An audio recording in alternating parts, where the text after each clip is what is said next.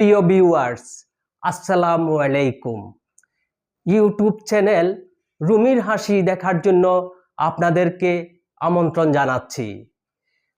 আমার একক stand up comedy দেখতে থাকুন। এক বাসের হেল্পার বিয়ে করেছে।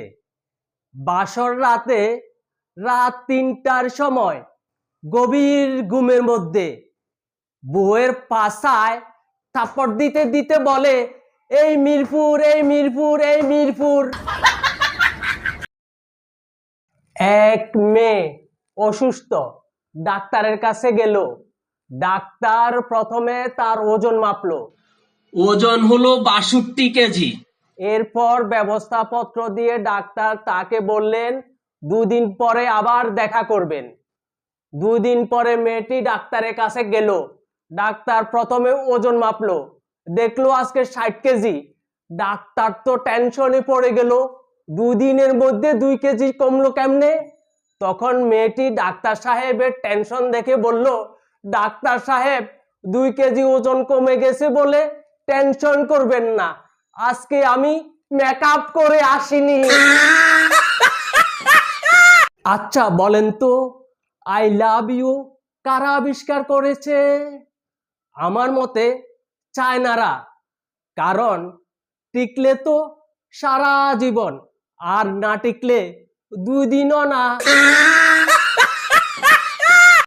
এক মহিলা ডাক্তারের কাছে গেল। ডাক্তারের কাছে গিয়ে বলল, ডাক্তার সাহেব আমার ছেলেটা না বেশি কথা বলে। তখন ডাক্তার বলল, বিয়ে করিয়ে দেন, দেখবেন ঠিক হয়ে যাবে। তখন মহিলা বলল, ঠিকই বলেছেন, বিয়ের আগে ওর আব্বুও বেশি কথা বলতো। আচ্ছা বলেন তো, পৃথিবীতে সব চাইতে ধৈর্যশীল ব্যক্তিকে? আমার মতে সানি লিওনের ক্যামেরাম্যান।